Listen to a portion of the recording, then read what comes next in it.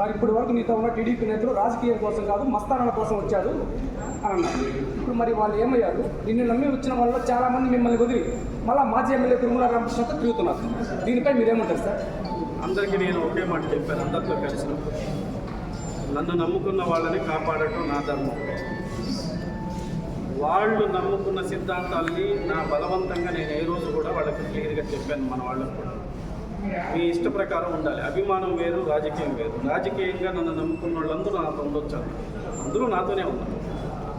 కొంతమంది వాళ్ళు రాజకీయంగా వాళ్ళకున్న కన్స్టెన్స్ ప్రకారం వాళ్ళు స్టాండ్ అవ్వాల్సి వచ్చింది.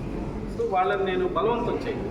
ఎందుకంటే ఒకరి ఇష్టాన్ని ఇప్పుడు కూడా మనం బలవంతం చేయటం నాకు ఇష్టం లేదు.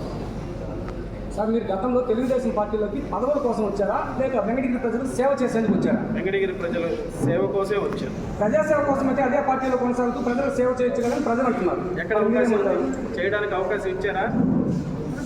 అదే కదా చెప్పింది. విన్నారు కదా ఏ విధంగా అవకాశాలు వచ్చాయి, ఏ విధంగా అవకాశాలు వచ్చిన వాళ్ళు చేస్తున్నారు.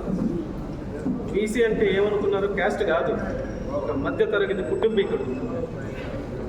అలాంటి మధ్యతరగతి కుటుంబీకుడిని కాపాడాల్సిన బాధ్యత ఒక పార్టీది. ఆ పార్టీ ఆదరిస్తే అతను ఆ మధ్యతరగతి కుటుంబాలను ఆదుకునేదానికి అవకాశం ఉంది.